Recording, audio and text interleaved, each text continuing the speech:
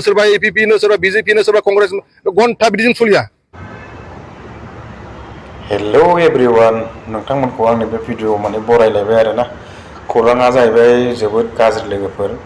मानो होनना बुङोबा NLFनि बाटा सारखौ बिथांखौहाय माने बेल होनाय जायासै। दा बिथाङा माने जेलाव थाफैनांगौ जाहैबाय।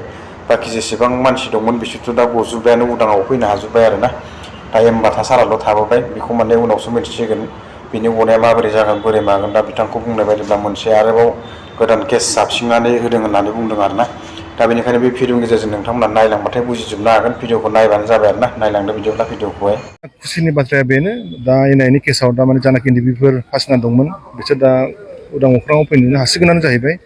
दा आरो मोनसे गेजेराव जाहैबाय जोंनिया दुखुनांथाव बाथ्रा जाहैबाय दिनैनि जारिमिनाव जोंनि बाटा बिनिखौ थारमाने आरो बे बेल मोनाखिसैलाय, बेखौ लाखिबावलायबाय गोदान केसाव। बिनि केसा जाहैबाय 2021नि गसाइगावनि केस जानाय होननानै बिसोर बुंदों। बे मानसिया बेयाव इनभल्भमेन्टआनो गैया। दा बेखौ गोदानै पुलिसफ्रा कनस्पिरेसि खालामनानैहाय बेखौ सोबावनाय जादों आरोखि।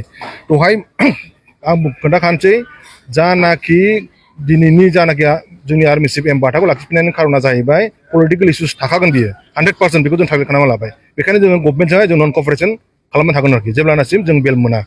आरो दिनैनि बाटाखौहाय जुदि बेलाव हगाराखै, मोनसे केसाव गोदान केसाव सोफिनजादों, न'खरनि मानसिखौ थांनानै फुस्लायनानै साइन जर-जबस्थि साइन होनानैसो दिनैहाय आदा बाटाखौहाय थारमाने जोंनि आर्मि चिफखौहाय सोफिननाय जादों आरोखि जेलाव।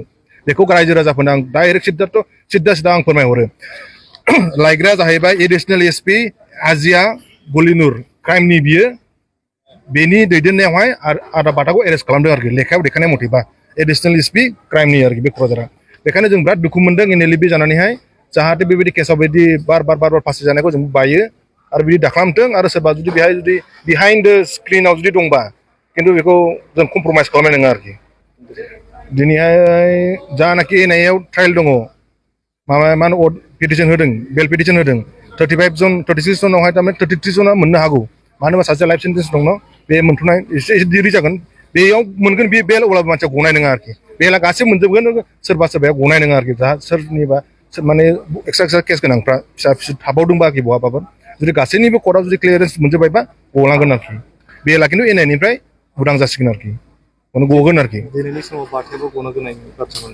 बाथाया दिनैनि समाव गनो गोनांमोन, नाथाय दुखुनांथाव बाथ्राया बेनो जाहैबायना, गोदान मैयासो एडिसनेल SPआ कर्टआव फैनानैहाय बाथाखौ बेल होनाङा होनदों।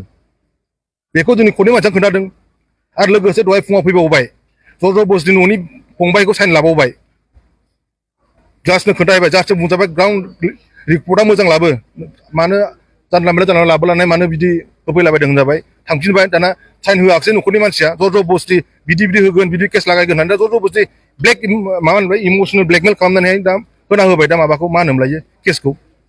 दा उफाय गैया, जोंबोथ' माबाबाय थानाया जुदि केसा जुदि जाबसिनबावोबा। नोंथांमोना मिथियाखैमोन नामा जे बाटानि सायाव बेबायदि केस जाबसिनो? बेबायदि केसा अलरेडि सिगांहाय 6 जन एरेस्ट खालामदोंमोन बे केसाव। ओमफ्राय बे केसाव एरेस्ट खालामखांनानै बिसोर गासैबो बेलाव दङ।